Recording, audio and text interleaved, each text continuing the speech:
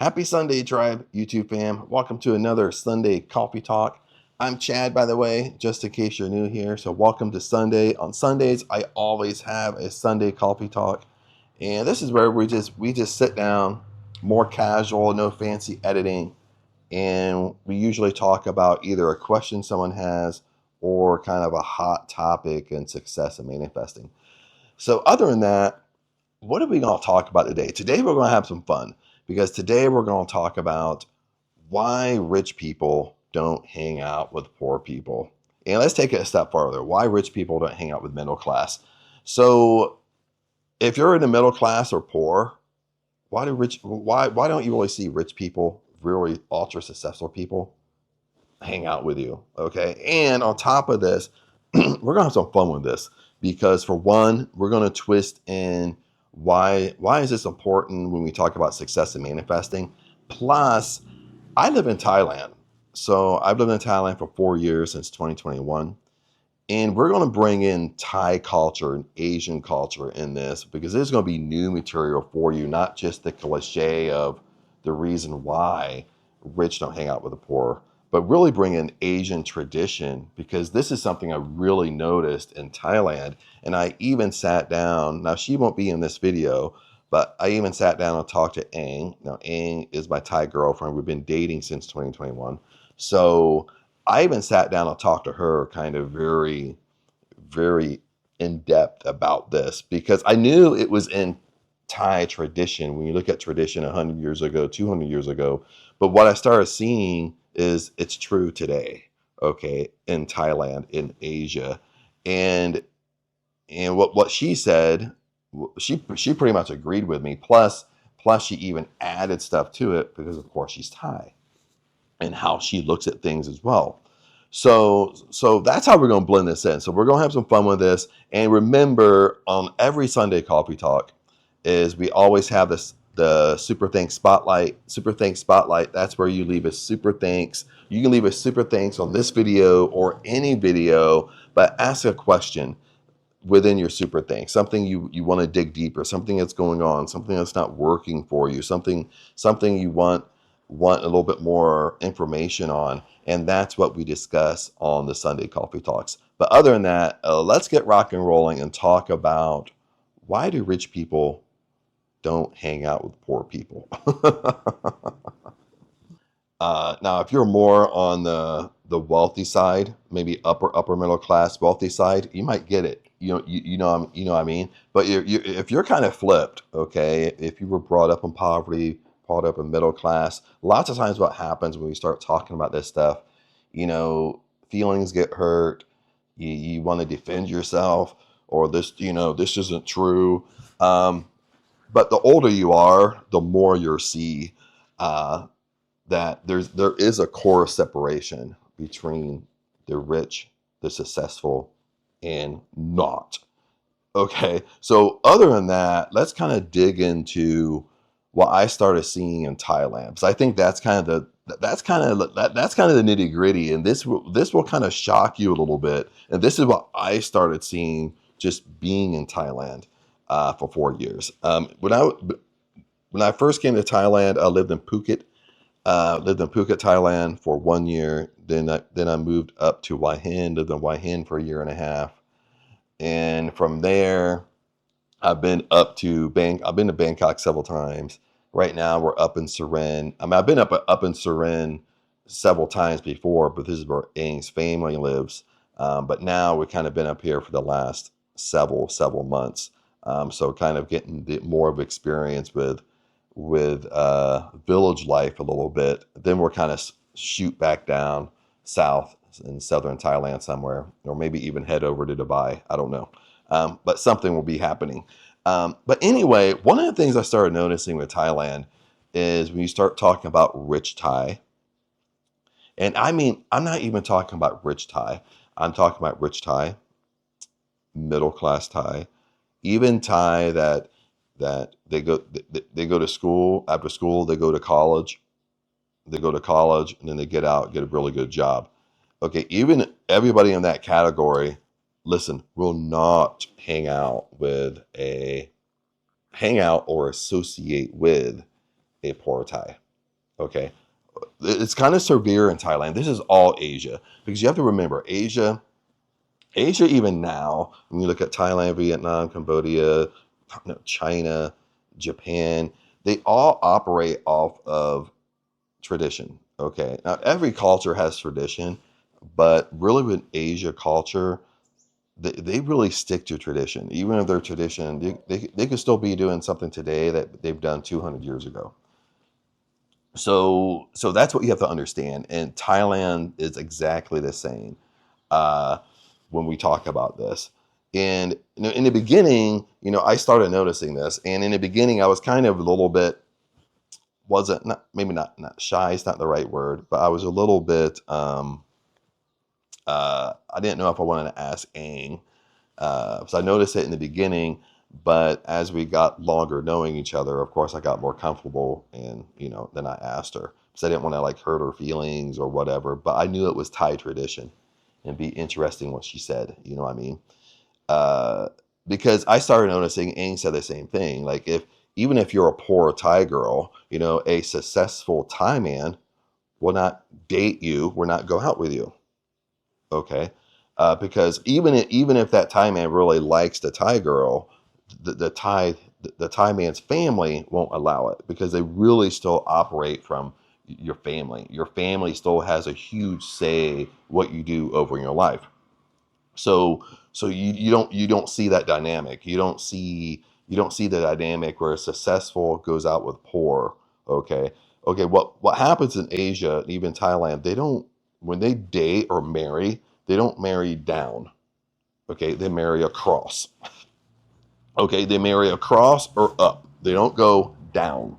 Okay, they don't go down in the social economic structure, meaning like, okay, if they're middle class, they're not going to date the poor person. If they're wealthy, they're not going to date a middle class person. They're going to marry across someone just like them in the same social economic structure, or up or better than they are. Okay, or the family's has more money, more wealthy. That's just how it is. If you don't believe me, I mean, you can do your research, but again, I'm in Thailand, I see it. Plus, I talk to the locals, and plus, I talk to Aang. Okay, doesn't mean Aang knows everything, but again, she's a local. She's a Thai. Okay, and so that's what she told me. Is like she even said like even if the Thai man really really likes a Thai girl, the family's going to stop it. Period. Okay. So like I said, they marry across. Okay. They don't go down. Okay. Bottom line. Okay. Another thing I started seeing with Thailand is especially with vacationers. Okay. People come with a vacation and stuff like this. Now I'm gonna keep this PG because it's YouTube. Keep this short, sweet, to the point because I don't want to go off on a tangent on this. But when most guys come to Thailand for vacation, okay, no matter if you go to Phuket, Hua Hin, Pattaya, Jomtien, Bangkok, no matter if you go to Chiang Mai, okay, they all have red light districts. And what I mean by that, the red light district is really the bar scene, the party scene. Okay, so when most guys come here, and even girls, all they want to do is party, go to the red light district, go to the bar scene, drink and party. And with guys, okay, when they drink and party, they go with bar girls, they go with freelancers. That's what they do. Okay, bottom line. And what I started noticing is that every once in a while when I would go to a bar, go out to drink, you didn't see. I started seeing all you would see is just Falong foreigners, vacationers. Like I wouldn't see a successful Thai man. You know what I mean? I wouldn't see a successful Thai girl hanging out in the bar. Okay, especially in these red light districts. But even when I lived in Hua Hin, I mean, people put Hua Hin on a pedestal, but Hua Hin is just a giant red light district. I mean, it's bottom. I mean, it's pretty much what it is. I mean, once you're there and you see it for your eyeballs, it's just a Thai village. And the only thing to do there is go to a bar. I mean, a lot of these places, the only thing to do is go to the bar and drink. Um, so, but anyway, that's what I started seeing. Like if you went to the bar, even if I went to the bar to play pool, have a couple beers, whatever, that's what I started seeing is that, dude, I literally don't see no successful Thai. I don't see middle class Thai. I don't see rich Thai. So where do they go? Where do they hang out? And I would always ask Aang, like, dude, where do rich Thai? I know they have some rich Thai here. Like, where do they go? Where do they live? What places do they hang out?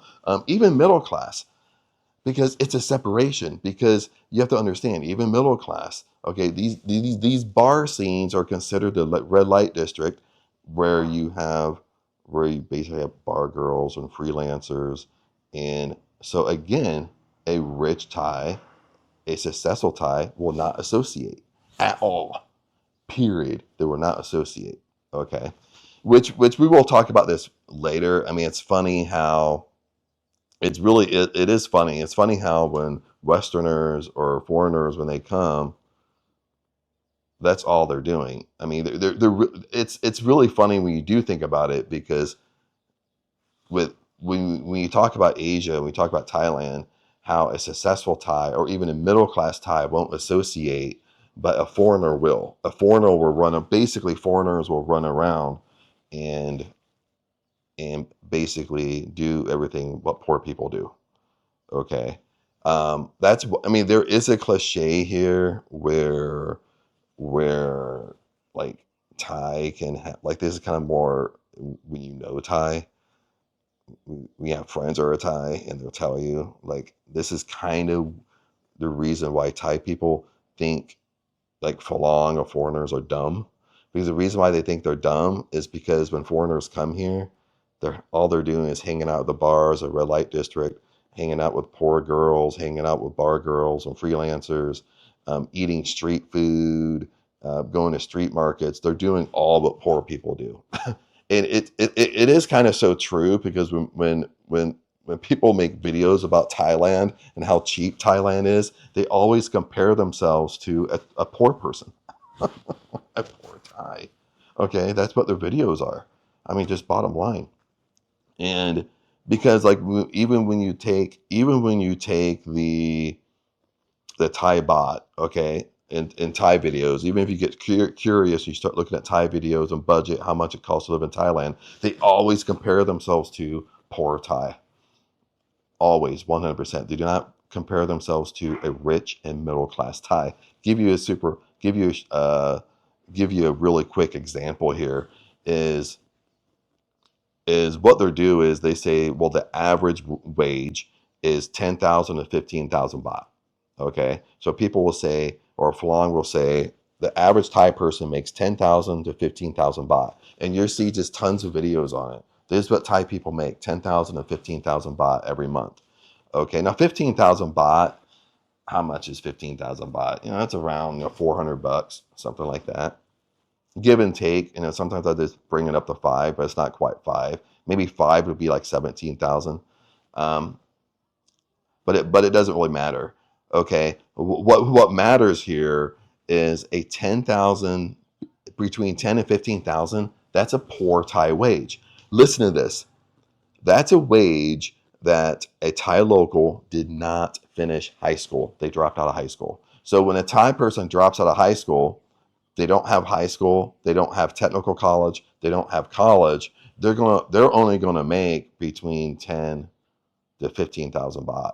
Now, if they got years and years and years of experience, they might go up to 20. Okay, but they're going to stay in that range, 10 to 15. So again, when Falong come here and they want to live here, they want to make all these videos. Again, they compare themselves to a poor person, not a middle class person, not a rich person. Okay, they're always comparing themselves to a flipping poor person. Okay, now what's a real Thai wage? Okay, now with Aang, a real Thai wage, she has a family member that she works at 7-Eleven. Now she's higher up at 7-Eleven. Now I don't know if she's like a district manager at 7-Eleven or what she really does. But she makes 60,000 baht per month. Okay. Okay. Now 60,000 baht would be almost like 2 grand. Okay. So she makes 60,000 baht. She has another cousin that he's a manager of Lotus. He's young. I mean, I don't know if he's the same age as Aang or a little bit younger than Aang. Um, and he's a manager at Lotus. He makes 45,000 baht a month. Okay, so you take 45,000 baht versus 10,000 baht. Okay, so 45,000 baht, 60,000 baht. That's a good kind of middle class wage in Thailand. Okay, this is what middle class Thai make. Okay, they don't make 10,000 baht. So, I mean, they do, but they make only 10,000 and 15,000 baht because they didn't finish high school. They have no choice. Okay, okay. This is why sometimes when I watch guys' video, then they start complaining in their videos how they have a Thai girlfriend, she can't find a job, um, and and stuff like this. But I already know if their Thai girlfriend can't find a job, I already know. Honestly, they picked up a bar girl freelancer. Their Thai girlfriend never finished high school, so she has no choices. Like when they don't finish high school as a girl, they're honestly they got two choices. Either they work in the sun, so they do manual labor, like they go out and work in construction and build stuff, or they go to or they go work in the red light district.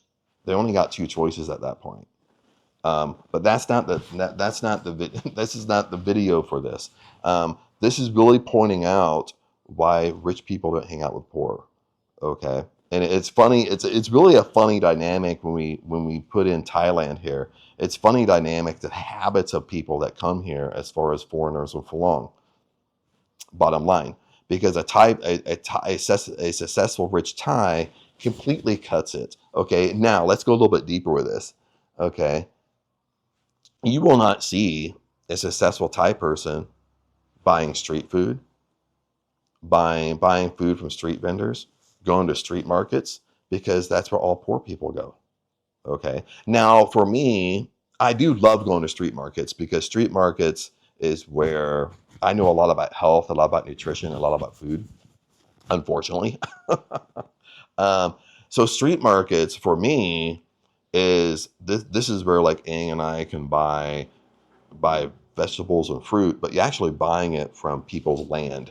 They don't spray it. They don't have pesticides, fungicides, herbicides on it. It just grows on their land and they sell it to you. Versus like United States, Europe, London, wherever, UK, where everything's genetically modified, everything's flipping sprayed with pesticides, fungicides, herbicides.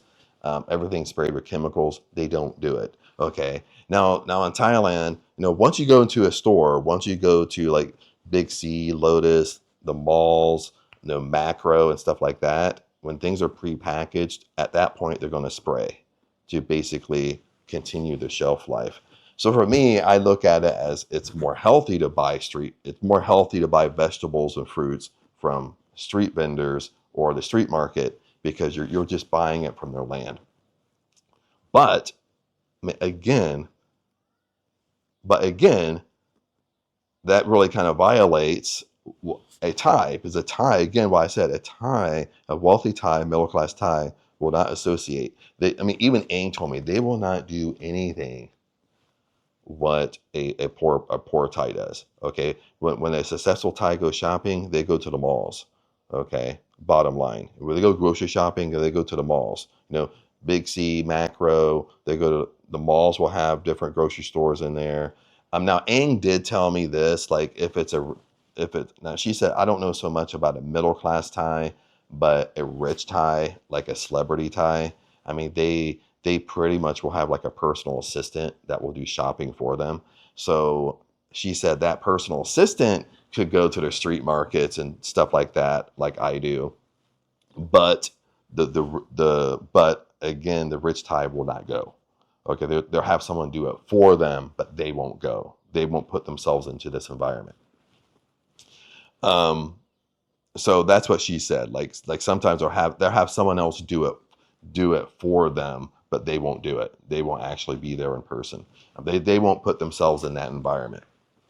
Okay, now I've been going on and on about Thailand for a while here because I needed to kind of prove my point here. Okay, but what does this have to do with manifesting? What does this have to do with success? Okay, why, like in Asia, for example, why is there a big separation? Okay, and you see when I started like getting way into this, studying this, there is, and this is what you're not going to like to hear. What you have to understand is when we manifest from identity. It's who we are. It's who we think we are. Okay. It's our self-image. Okay. It's basically our confidence or self-image. Like when I say something, it has to happen. Okay. That's my identity.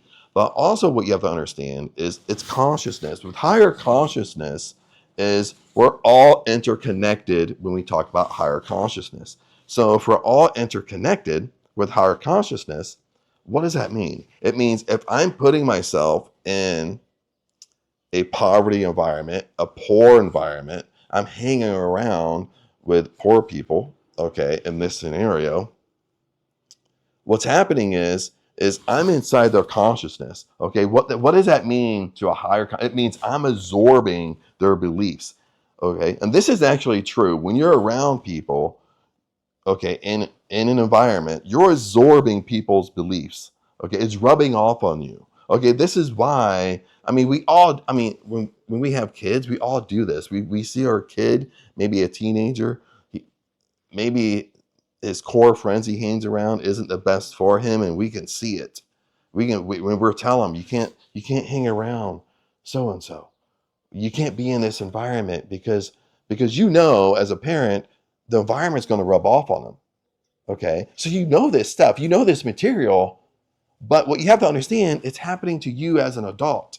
Okay, what you're allowing yourself around, the environments you allow yourself in, the people you allow yourself to hang around is rubbing off on you. Okay, and at a higher consciousness, you're absorbing. Did you like that? The rain? You're absorbing how they think, their beliefs. You're absorbing it. Okay, and this is why, with Asian culture, this is why they do it. Now, maybe they don't know the specifics to it. They don't know the science behind it. Okay, but or the higher consciousness, the spiritual side behind it. Okay, they're just following tradition. Okay, but it's true. Okay, that's why they're so strict. They're not letting themselves in, a weaker environment. When they date, they're going across or up. They're not going down. But if they go down, it's going to rub off on them. Okay. Another thing I want to share real quick is Andrew Tate. Now, Andrew Tate talks a lot about this. He talks about it a little bit more rough. But one of the things that stuck out that was kind of funny to me is he said that he doesn't hang around with negative people. He said, if you hang around me, once you're negative, you're out. Okay, because negativity is sticky. It sticks to you like super glue. So I don't want to be around it. Okay. Okay, but even though it's funny, even though it can be harsh, but it's true. Okay. Negativity is sticky. It sticks to you. Poverty consciousness is sticky. It sticks to you. You absorb it. Okay. Now, if you're an empath, what I'm talking about is true because if you're an empath, you got two superpowers. Okay. Is you can read other people, and the second superpower is intuition. Okay, now your first superpower is reading people. It goes deeper than that. Okay, like you basically absorb when you're an empath. You absorb other people's feelings. You actually absorb other people's beliefs. So what your friend is going through, if you're an empath, you'll absorb it, and you will walk around like it's really happening to you. I mean, have you ever done that? Okay, something's happening to your best friend at work and it pisses you off. It's not even happening to you, but it pisses you off because you're absorbing it to yourself. You're absorbing it like it's really happening to you, when in reality, it has nothing to do with you. Okay, this is this higher consciousness, deeper consciousness of why people do what they do, and within this dynamic, this is such a sensitive dynamic because why is the ultra successful don't hang out with people that are poor? Why don't they go to poor areas? Okay, even with Ang, even this was in mid-April because it was so grand in April. And since we were up in Surin and so grand, and the whole month of April, I'm not even joking, the whole month of April was Aang always had family coming over the whole month of April. So the whole month of April was like a little holiday. Now I still worked, but it was, you know what I mean, I took a lot of breaks. But we Aang and some of our family, they wanted to go up to Seren City and go to a couple of clubs up there. At first, I didn't want to go because it was late. I was tired. I mean, I'm kind of a party pooper with that stuff. You know, once I get tired at 8 p.m., 9 p.m., 9 p.m. feels like midnight to me, 2 in the morning. So, but anyway, long story short, they drugged me there. And, you know, I had some fun or whatever. But since we're on this topic, I started noticing and observing, like when they took me to a club. Now, this is a club where there was no Falong. This wasn't like a tourist club where when you go to a bar, all you see is foreigners. You know, you never see a Thai person, or you know, the Thai people work there, but that's it. Um, so since we're in Seren, Seren has very, very, very little Falong here. It's not a tourist attraction. So when we went to a club, I started looking around. And I started noticing it's like, dude, this is all like middle class wealthy Thai. This isn't like poor. This isn't poor Thai. Okay. And when I started looking around, I started noticing this. Like I mean, there was no poor person there. I mean, at least everybody was dressed nice. Everyone behaved. You know what I mean? They acted like with respect. They carried themselves like they were successful, middle class and above. Uh, That's all I want to say about that. I don't want to go down a rabbit hole, but they carry themselves way more respectful. You could tell. I mean, you could tell that they had decent jobs and up. Okay, everybody in a flipping club. Okay, but at one point, like the club was doing smoke, and you know, they was doing like the strobe lights, and for whatever reason, it was just getting to me. So we went with a group of people. So I was like, you know what, I'm gonna go outside and get some air for a little bit. So I went outside and I sat outside for about 10 minutes. But when I was sitting outside, I saw this like Thai girl walk out, and then she walked around. This is where the parking area was. Walked around to get in her car. But then when she drove the car up, she was driving a BMW. I mean, I'm not saying I never see those cars in Thailand.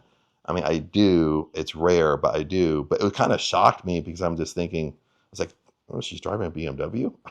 You know what I mean? And plus, it was a nice BMW. It was like you could tell it was a newer. It was newer. It was a newer model. It wasn't like a really old BMW. Um, but it just goes to show you, like when we went to that club, that's where, like in Seren City, that type of club we went to was where successful, middle class, wealthy Thai went. Okay, and and Thailand is kind of it's kind of tough. It's great experience. You know, it's great experience to tell stories and with tradition because they really follow tradition.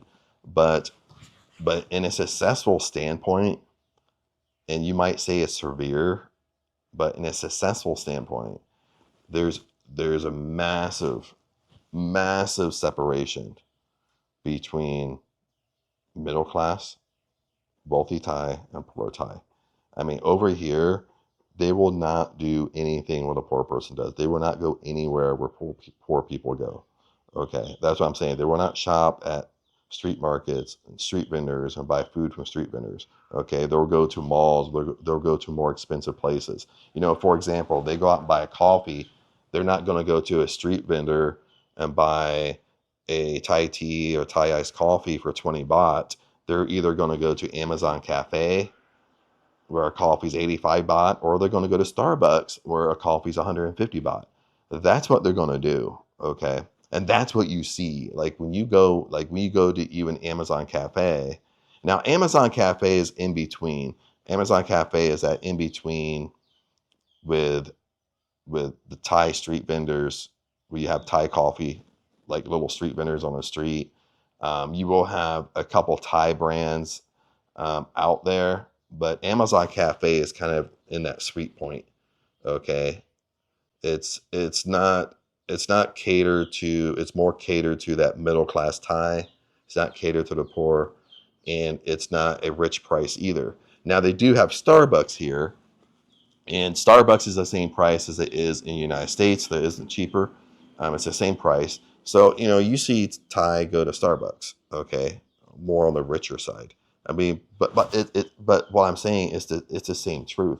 They're not going to go to street vendors. They're always going to shift to Amazon Cafe or Starbucks. Okay, they're always looking at their environment and who is in that environment, who they're hanging around in that environment, who they're just put. They might not be hanging around you, but they're not going to put themselves in an environment where it's just all in their mind people beneath them. Okay, they're not going to do it. They're going to go to places people again, they go straight across people just like me and up. Okay, so they're really really sensitive on this.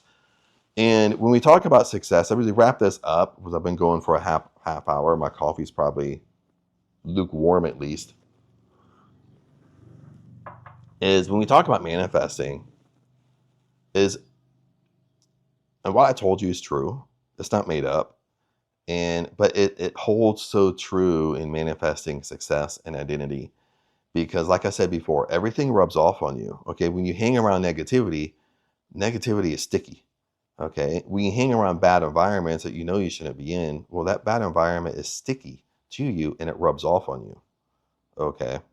And when you hang around people beneath you, their views on life are sticky to you. Their views on life rub off on you as well. Okay. And I'm not saying what you should do. I'm not saying you should be as strict as Asian culture. You should be as strict as Thai culture. Okay. But there is I'm from the United States, and in the United States they do the same thing. Okay. Especially if you're rich. And there is separations. Okay. If you're middle class, upper middle class in the United States, you probably don't hang out with anybody too much lower than you. You pretty much hang out straight across. That's just human psychology. Uh, Makes sense. If you're rich, you do the same thing. Rich across all demographics almost do the same thing because they've learned. Listen to this: the more successful they've gotten, they've learned that they need to protect their circle. Okay, they're not going to let you in their circle for free. They're not going to let you in their circle like, oh, Chad's a cool guy. So easy. They're going to protect it. Even if they stop and talk to you, they stop and they're nice to you, whatever, they're still not going to let you in their circle. Okay. They're still not going to invite you to play golf at their golf club they always go to. You know what I mean? They're still not going to invite you over to their house for a mastermind unless you pay them. Makes sense? So they're still protecting it just like a tie. Okay, they've learned I got to protect my environment. I got to protect what I'm around. I got to protect my mindset. And number one is my mindset, but what influences my mindset? People I hang around in my environment. So I got to protect those two things like my life depends on it. Okay? If you want to manifest, you want to live life on your terms, you want to be able to say something that comes to you, well, you have to understand this. You have to understand that for me to protect my mindset, I got to protect my environment, who I'm around, and what I'm allowing around in my life.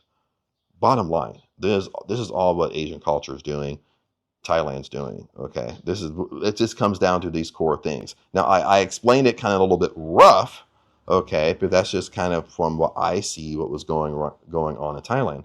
But that's the core of this video. That's the core walk away here. And that's the core. If you have mentors and coaches and they're wealthy, they make $1 million and up. They don't make below that. A couple 100,000. Okay, that's good money, but that still is an upper middle class. That you're still not wealthy. You make enough money where you pretty much within a realm do anything you want, almost.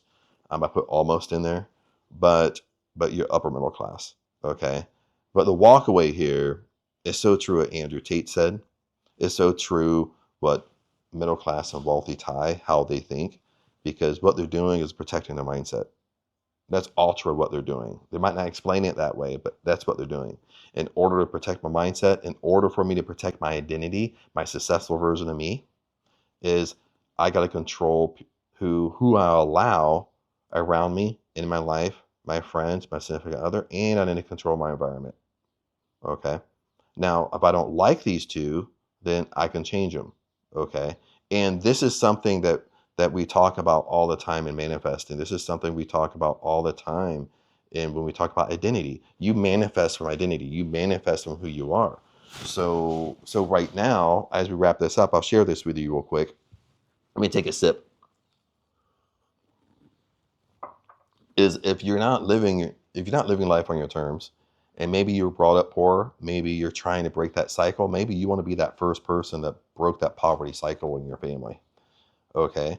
But what you got to do, there's going to be, I mean, at that point, there's going to be things you can't do. Okay. When you're trying to manifest in general, there's always going to be things you can't do. But what you end up doing, you always focus on what people's problem is. You always focus on what you can't do versus what you can do. Okay. So focus on what you can do. Forget about what you can't do. Okay. So this is what I'm saying. People will throw out extreme examples. Well, Chad, I can't just go out and buy my dream car. Okay. You're so much focusing on what you can't do, and you're trying to use that extreme example to disprove or to debate, but focus on what you can do. Okay. What can you do when you want your dream car? You know exactly to the T what type of car you want. Okay, the make, model, the color, what it looks like, a convertible, sunroof, whatever, to the T what you want. Then you can drive to that dealer and get out and walk around and look for your dream car. Take a picture of it. Okay, take a picture of you sitting in it. Most of the time they'll let you test drive it. Okay. Makes it see, you see what I'm doing. I'm putting myself in that environment. I'm putting myself where I'm sitting in my dream car. I know, besides imagining it, now I know exactly how it feels. Exactly to the T, because I really sat in it. Okay. Maybe they let you test drive it. So you know 100% how it handled on the road. Okay. You know, when you're sitting in it, you know where all the controls are, where all the buttons are. If it's a convertible, you know how to put it down. You know, is a button down here? Is it up at the top? Where is it? Okay. You know what I mean? You know all this stuff, and that makes your imagination more powerful because you've actually done it. Okay. If you want to upgrade your environment, okay, maybe you can't 100% move to a more richer area, but 100% once a week, you can drive to that area and sit at a Starbucks, sit at a nice cafe and just be around that environment. 100%. Maybe you have a gym in your area. Maybe you purposely have a gym in a nicer area. Makes sense. That maybe cost almost the same. Maybe you pay a little bit more, but you purposely drive to a nicer area to put yourself in that area. Okay. What you have to understand, most of you guys are really really ultra underestimating the people you hang around, people you allow in your life and your environment. You severely underestimate this. You severely underestimate just doing little things. You know, you need to have taste of success. You need to have taste of a better life. You need to taste it. You need to constantly taste it. Even if you can't jump to that life right away, but you need to taste it. Okay, maybe once every 3 months, you can afford to go to the nicest area of town and spend one night in a hotel, the nicest hotel there. Maybe you could do that once every 3 months.